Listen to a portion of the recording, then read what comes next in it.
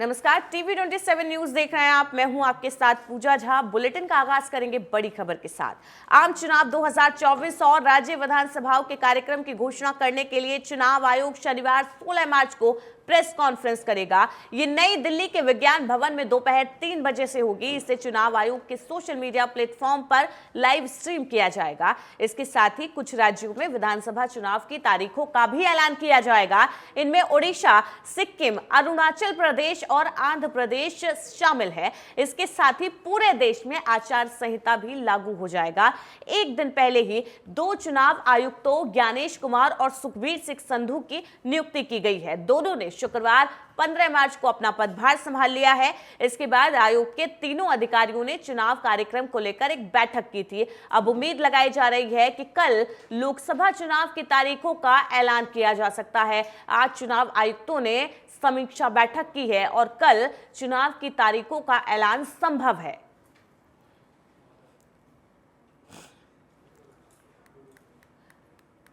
तो लोकसभा चुनाव की तारीखों का ऐलान कल किया जा सकता है।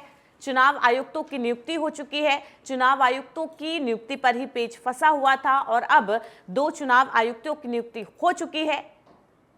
आज समीक्षा बैठक की है चुनाव आयुक्तों ने और उम्मीद जताई जा रही है कि कल चुनाव आयुक्त प्रेस कॉन्फ्रेंस कर सकते हैं, जिसमें आने वाले लोकसभा चुनाव और विधानसभा चुनाव के लिए तारीखों का ऐलान किया जा सकता है।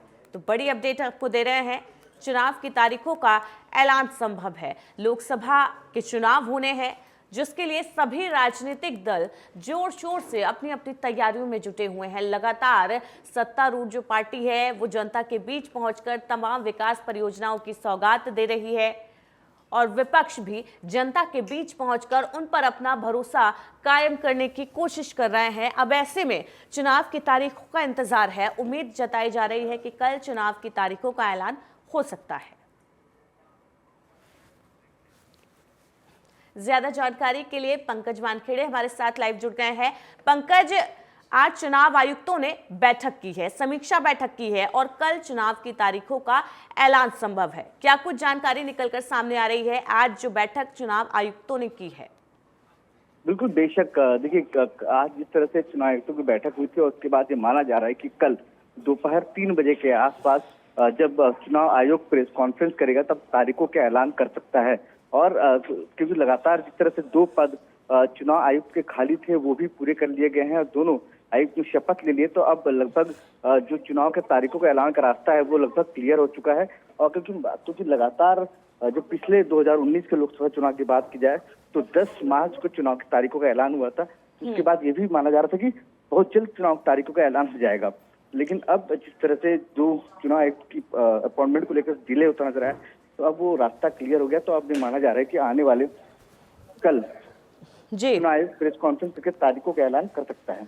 लोकसभा के साथ साथ कुछ राज्यों में विधानसभा चुनाव की तारीखों का भी ऐलान किया जाएगा, जिनमें कई राज्य शामिल हैं, ओडिशा, सिक्किम, अरुणाचल और कई। अगर इन विधानसभा चुनाव की बात करें तो इनमें और कौन कौन से राज्य शामिल हैं जहां पर विधानसभा चुनाव लोकसभा चुनाव के बाद होने हैं?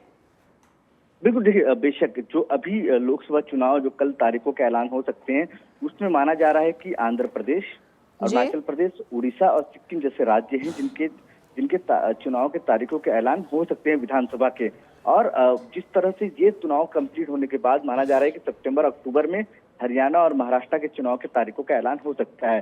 क्योंकि लगातार जिस तरह से चुनाव आयोग ने तैयारी की है, चुनाव आयोग ने पहले ही कहा है कि तो हमारी पूरी तैयारी लगभग पूरी हो चुकी है, तो इंतजार और सिर्फ इसी बात का है कि कब चुनाव आयोग तारीखों का ऐलान करेगा। तो वो कल प्रेस कॉन्फ्रेंस 3 बजे विज्ञान भवन में होना है और वहां पे ये माना जा रहा है कि कल चुनाव आयोग तारीखों का ऐलान कर देगा। और साथ ही साथ तमाम जो पॉलिटिकल पार्टीज है उनकी तरफ से लगातार जो उम्मीदवारों पंकज, अगर लोकसभा चुनाव को हम देखें तो कितने चरणों में इस बार लोकसभा चुनाव संपन्न कराए जा सकते हैं और पहले चरण में कौन कौन से राज्य शामिल हो सकते हैं, इसको लेकर कोई लिस्ट अभी तक सामने आ पाई है? नहीं, बिल्कुल। देखिए, जब तक चुनाव आयोग प्रेस कॉन्फ्रेंस नहीं करता तब तक कहना जल्दबाजी होगी। लेकिन हाँ, पिछले 2019 के चुनाव के तारीखों और चुनाव के शेड्यूल के हिसाब से देखा जाए तो 7 चरणों में चुनाव हुए थे। उन चरणों में छत्तीसगढ़ 3 चरणों में, मध्य प्रदेश 4 चरणों में, उत्तर प्रदेश 12 बड़ा राज्य है इसलिए 7 चरणों में चुनाव हुए थे। उसी तरह से बिहार में भी 7 चरणों में चुनाव हुए थे और बंगाल में भी। तो माना जा रहा है कि इस बार भी जब चुनाव के तारीखों का ऐलान कल होगा तो जो बड़े राज्य हैं जहां पर ज्यादा लोकसभा सीटें हैं वहां पे ज्यादा चरणों में चुनाव हो सकते हैं। और दूसरा, जो पहाड़ी इलाके हैं या तो जो नक्सलाइट और माओवादी एरिया है वहां पे भी 2 या 3 चरणों में। ठीक है पंकज, बहुत बहुत शुक्रिया आपका इस जानकारी के लिए। कांग्रेस अध्यक्ष मल्लिकार्जुन खड़गे ने इलेक्टोरल बॉन्ड को लेकर पीएम मोदी पर तंज कसा है। खड़गे ने कहा कि पीएम मोदी ने कहा था, ना खाऊंगा ना खाने दूंगा। आज सुप्रीम कोर्ट ने इसका पर्दाफाश कर दिया है कि कैसे बीजेपी ने चुनावी बॉन्ड का पैसा खाया है। आप मल्लिकार्जुन खड़गे का यह बयान सुनिए। न खाऊंगा न खाने दूंगा, but today it has been exposed by Supreme Court that how the BJP has made money.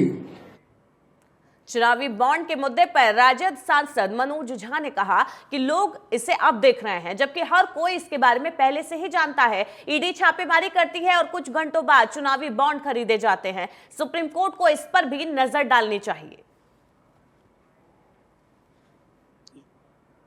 आज लोग देख रहे हैं, पता सबको था, कैसी कैसी चीजें पता चल रही हैं। मैं समझता हूं आज तक इतने भ्रष्ट आचार में निहित हमने कोई दल ही नहीं देखा था। ईडी रेड मारती है और उसके चंद घंटों के बाद इलेक्टोरल बॉन्ड खरीदे जाते हैं। ये कोरिलेशन देखिए, ये कोरिलेशन लोकतंत्र को मृतक कर रहा, उसकी हत्या कर रहा। शरणार्थियों के विरोध प्रदर्शन पर अरविंद केजरीवाल ने ट्वीट कर कहा, पाकिस्तानियों की इतनी हिम्मत, पहले हमारे देश में गैर कानूनी तरीके से घुसपैठ की, हमारे देश के कानून को तोड़ा, इन्हें जेल में होना चाहिए था। इनकी इतनी हिम्मत हो गई है कि हमारे देश में प्रदर्शन कर रहे हैं, हुड़दंग कर रहे हैं। सीएए आने के बाद पूरे देश में पाकिस्तानी, बांग्लादेशी फैल जाएंगे और लोगों को परेशान करेंगे। बीजेपी इन्हें अपना वोट बैंक बनाने के स्वार्थ में पूरे देश को परेशानी में धकेल रही है।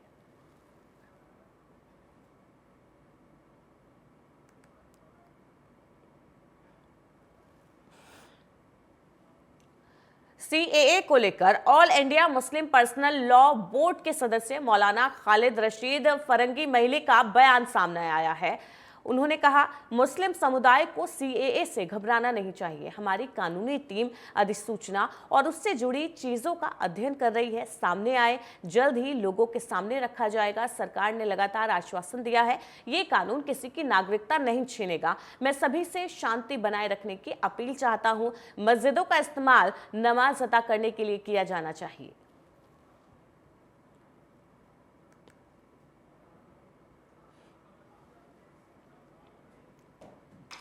मुंबई में पीयूष गोयल ने नेशनल टेक्सटाइल कॉरपोरेशन लिमिटेड के कार्यकर्ताओं और यूनियन सदस्यों के साथ बैठक की। इसके बाद मीडिया से बातचीत करते हुए केंद्रीय मंत्री पीयूष गोयल ने कहा कि मुझे खुशी है, आज हमने एनटीसी कर्मचारियों के दिसंबर 2021 तक सभी बकाया भुगतान कर दिया है। अगले 30 से 40 दिनों में शेष बकाये राशि का भी भुगतान किया जाएगा। एनटीसी कर्मचारियों के पुनर्वास का एक और मुद्दा है, महाराष्ट्र सरकार द्वारा संबोधित किया जा रहा है। मैंने सचिव अहीर और कालिदास कोलंकर से इस बारे में बातचीत की है। तो कर्मचारियों के पुनर्वास पर पीयूष गोयल का ये बयान सामने आया। एनटीसी कर्मचारियों का पिछला सारा बकाया भुगतान कर दिया गया है। 50% ही तनख्वाह भुगतान की जाती थी। इसके जो भी रिजर्व्स थे, जो भी इनके पास सामान था, वो निकालने के बावजूद पैसे की समस्या के कारण पूरे भुगतान हो नहीं पा रहा था। मुझे आनंद है कि आज दिसंबर 2021 तक के सभी ड्यूज पूरे कर दिए गए। अगले 30-40 दिन में और 8 महीने के ड्यूज सबको, बाकी जो बैलेंस ड्यूज हैं वो भी दे दिए जाएंगे। और हमारी कोशिश है कि जल्द से जल्द इसको अप टू डेट। महाराष्ट्र के जलगांव में भीषण सड़क हादसा हो गया। जानकारी के मुताबिक जलगांव के बम्भोरी इलाके में ट्रक और श्रद्धालुओं से भरी कूझर में भीषण टक्कर हो गई। हादसे में 3 लोगों की मौत हो गई, 4 लोग गंभीर रूप से घायल हो गए हैं, जिनको अस्पताल में भर्ती कराया गया है, जहां पर घायलों का इलाज चल रहा है। सूचना मिलने के बाद मौके पर पुलिस पहुंची, शवों को कब्जे में लेकर पोस्टमार्टम कराया, साथ ही पूरे मामले की जांच पड़ताल शुरू की।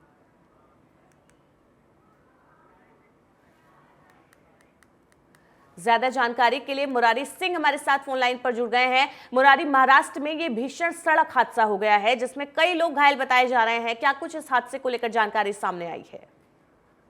जी पूजा, बिल्कुल सही कहना है। महाराष्ट्र के जलगांव की एक घटना है। ओमकारेश्वर मंदिर पर दर्शन करने के लिए रेंज क्रूजर कार से जो है श्रद्धालुओं का कह सकते हैं कि एक समूह जा रहा था और बालू से लदे एक ट्रक जो जलगांव और महाराष्ट्र हाईवे पर अचानक जो है कि भीषण दुर्घटना हुई, जिसमें कार में सवार जो है 3 व्यक्ति की घटनास्थल पर मौत हो गई, जबकि 4 लोगों की हालत चिंताजनक बनी हुई है। उन्हें नजदीक के जलगांव अस्पताल में एडमिट कराया गया है। घटनास्थल पर पहुंची पुलिस ने किसी तरीके से वाहनों को रोड किनारे कर यातायात बहाल किया, लेकिन जो हादसा हुआ है बेहद दर्दनाक हादसा है। इसमें 3 लोगों की अब तक मौत हो चुकी है, जबकि 4 की हालत चिंताजनक। मुरारी, इस हादसे के पीछे की वजह क्या सामने आ रही है? क्या गाड़ी की रफ्तार तेज थी या ड्राइवर की लापरवाही यहाँ पर सामने आई है? देखिए, ट्रैफिक विभाग की माने तो उनका कहना है कि जो ट्रक बालू से लदा हुआ था वो ओवरटेक करने के चक्कर में ये भिड़ंत हुई है, और जो कार का ड्राइवर था क्रूजर गाड़ी का, वो राइट के बजाय लेफ्ट में उसकी गाड़ी गई, जिसकी वजह से सामने से आ रही ट्रक से उसका भिड़ंत हुआ और इसकी वजह से घटना हुई है। घटना की जांच जो है स्थानीय पुलिस कर रही है। जी, पुलिस की तरफ से क्या कुछ कार्रवाई की जा रही है इस मामले में आगे? देखिए, पुलिस की तरफ से जो ट्रक ड्राइवर था उसे जो है हिरासत में लिया गया है, उससे पूछताछ की जा रही है कि किस तरीके से हादसा हुआ है। वहीं मृतकों के परिजनों को सौंपी गई है। पोस्टमार्टम के बाद जो डेड बॉडी है वो उनके परिवारजनों को सौंपी जाएगी। वहीं अस्पताल में चल रहे जिनका इलाज है उन पर भी पुलिस अपनी नजर बनाई है, उनसे भी पूछताछ चल रही है कि आखिर हादसा कैसे हुआ। जी मुरारी, क्या घायलों को किसी तरह की प्रशासनिक मदद पहुंचाई गई है? जो मृतक है उनके परिजनों के लिए किसी तरीके की आर्थिक मदद की घोषणा यहां पर की गई है अब तक? पूजा, देखिए, महाराष्ट्र सरकार की तरफ से कोई अनाउंस अभी तक नहीं हुआ है, कोई डिक्लेरेशन महाराष्ट्र सरकार की तरफ से नहीं दिया गया है। प्रशासन के आला अधिकारी घटनास्थल पर पहुंचे थे। जो लोग जख्मी थे उन्हें आनंद फानन में नजदीक के अस्पताल में एडमिट कराए हैं। जो मृतक थे उनकी बॉडी कब्जे में लेकर पोस्टमार्टम के लिए किया गया है, लेकिन आधिकारिक तौर पर महाराष्ट्र सरकार की तरफ से कोई ऐलान या मुआवजे की बात अभी तक सामने नहीं आ पाई है। जी, बहुत बहुत शुक्रिया मुरारी इस जानकारी के लिए आपका। तो पंजाब में कांग्रेस पार्टी को एक और बड़ा झटका लगा है। डॉक्टर राजकुमार चब्बेवाल ने कांग्रेस पार्टी की प्राथमिक सदस्यता से और विधायक पद से इस्तीफा दे दिया है। लोकसभा चुनाव आने से पहले ही पंजाब कांग्रेस को ये बड़ा झटका लगा है। इस बात की जानकारी उन्होंने अपने ट्विटर हैंडल पर भी साझा की है। तो लोकसभा चुनाव से पहले ये बड़ा झटका कांग्रेस पार्टी को लगा है। डॉक्टर राजकुमार चब्बेवाल ने कांग्रेस की सदस्यता से इस्तीफा दे दिया है और साथ ही साथ विधायक पद से भी इस्तीफा दिया है। केंद्र सरकार द्वारा, माफ कीजिएगा, बड़ी अपडेट आपको दे रहे हैं।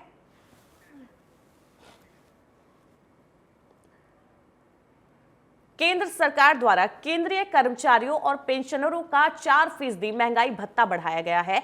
4% महंगाई भत्ता बढ़ाए जाने के बाद अब अलग अलग राज्यों में भी लोकसभा चुनाव से पहले डीए की दरों में संशोधन करना शुरू कर दिया गया है। इसी कड़ी में अब मोहन सरकार ने भी अपने कर्मचारियों को, पेंशनरों को होली गिफ्ट देते हुए महंगाई भत्ते और महंगाई राहत में 4% की वृद्धि की है। महंगाई भत्ता बढ़ने के बाद अब 46% की दर से कर्मचारियों को भुगतान होगा। तो मोहन सरकार ने, यानी कि मध्य प्रदेश सरकार ने सरकारी कर्मचारियों को और पेंशनरों को ये बड़ा तोहफा दिया है। होली गिफ्ट से कह सकते हैं। कर्मचारियों के महंगाई भत्ते में बढ़ोतरी की गई है। 4% की बढ़ोतरी यहां पर कर्मचारियों और पेंशनरों के महंगाई भत्ते में की गई है। महंगाई भत्ता बढ़ने के बाद अब कर्मचारियों को और पेंशनरों को 46% की दर से भुगतान होगा। ज्यादा जानकारी के लिए नीरज श्रीवास्तव हमारे साथ फोन लाइन पर जुड़े हुए हैं। नीरज, मोहन सरकार ने ये बड़ा तोहफा कर्मचारियों को और पेंशनरों को दिया है। 4% की बढ़ोतरी उनके महंगाई भत्ते में की गई है। जाहिर सी बात है कि लोकसभा चुनाव काफी नजदीक है और कल ही जो है ऐसा माना जा रहा है कि आचार संहिता लग जाएगी और लोकसभा के चुनावों की तारीख का जो ऐलान है वो हो जाएगा। ऐसे में जी। कल जिस तरह से कैबिनेट की जो बैठक रखी गई थी उसमें माना जा रहा था कि कल की जो कैबिनेट की बैठक है उसमें कर्मचारियों को राहत दे दी जाएगी, लेकिन ऐसा नहीं हुआ, जिसके चलते कर्मचारियों ने आज सुबह ऐलान किया था कि यदि सरकार उनकी बातें नहीं मानती है तो आज वो जो है मंत्रालय के बाहर यानी अपने कार्यालयों के बाहर प्रदर्शन करेंगे। लेकिन उनका प्रदर्शन शुरू होता उससे पहले ही ये खबर जो है बाहर निकलकर सामने आई कि एमपी सरकार ने भी अपने कर्मचारियों का जो है 4% महंगाई भत्ता बढ़ा दिया है। लेकिन एक बात ये भी सामने आ रही थी, जो कर्मचारी थे, पेंशनर थे, वो 6 से 8% की बढ़ोतरी की मांग कर रहे हैं, लेकिन सरकार ने 4% की बढ़ोतरी की है। इससे कर्मचारी कितना संतुष्ट नजर आ रहे हैं? अगर नियमानुसार देखा जाए तो इतना एकदम जो है महंगाई भत्ता सरकार नहीं बढ़ा सकती थी, ये कर्मचारियों को भी पता है। जिस तरह के केंद्र सरकार का जो महंगाई भत्ता है वो लगभग 50% के आसपास पहुंच गया है, लेकिन शुरुआत जो है प्रदेश सरकार ने कर दी है, जिससे कहीं ना कहीं राहत की सांस जो है कर्मचारियों ने जरूर ली है। पर आज जिस तरह से वो आंदोलन करने वाले थे उसको स्थगित कर दिया है और सरकार का धन्यवाद भी करते हुए नजर आ रहे हैं। इस जानकारी के लिए आपका। तो अहमदाबाद के जुहूपुरा विस्तार के मेट्रो फ्लैट में अचानक आग लग गई। आग लगने से इलाके में भगदड़ मच गई। आग लगने से एक बुजुर्ग महिला की मौत हो गई। 20 से 25 वाहन जलकर राख हो गए। स्थानीय निवासियों का कहना है कुछ असामाजिक तत्वों ने यहां पर जानबूझकर आग लगाई है। पुलिस ने लोगों की शिकायत पर एक व्यक्ति को गिरफ्तार भी किया है, जिससे पूछताछ की जा रही है। फिलहाल संदिग्ध को हिरासत में लेकर पुलिस पूछताछ करने में जुटी हुई है। अहमदाबाद के जुहापुरा विस्तार में अचानक आग लग गई थी। स्थानीय लोगों ने आरोप लगाया है कि असामाजिक तत्वों ने जानबूझकर ये आग यहां पर लगाई है, जिसमें कई वाहन जलकर राख हो गए हैं।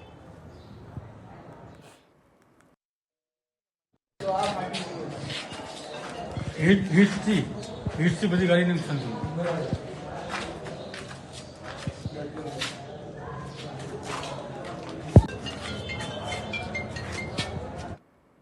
पटना के वीआईपी इलाके में एमएलसी फ्लैट्स के सामने एक अज्ञात युवक का शव दीवार से लटका हुआ मिला। पुलिस का कहना है हत्यारों ने हत्या कर शव को दीवार से लटका दिया था। पुलिस ने शव को पोस्टमार्टम के लिए भेजा। अज्ञात युवक की शिनाख्त करने में जुटी हुई है। इसके अलावा पुलिस हत्यारों का पता लगाने के लिए इलाके के सीसीटीवी फुटेज खंगाल रही है।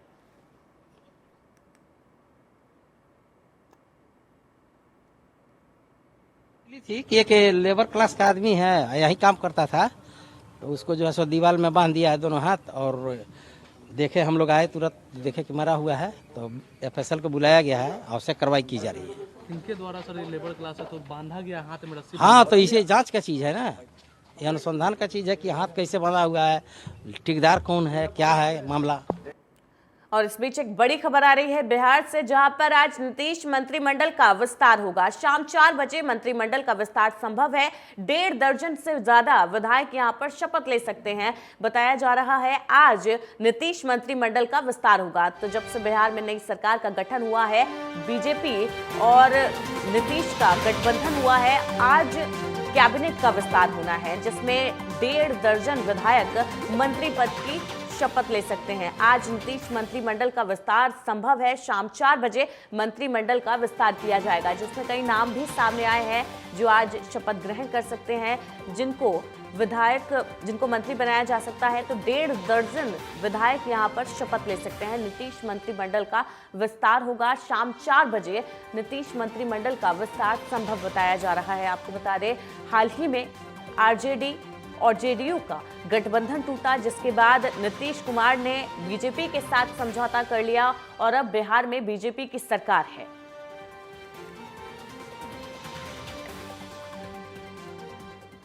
बुलेटिन में फिलहाल के लिए इतना ही। लगातार खबरों के लिए बने रहिए टीवी 27 न्यूज के साथ।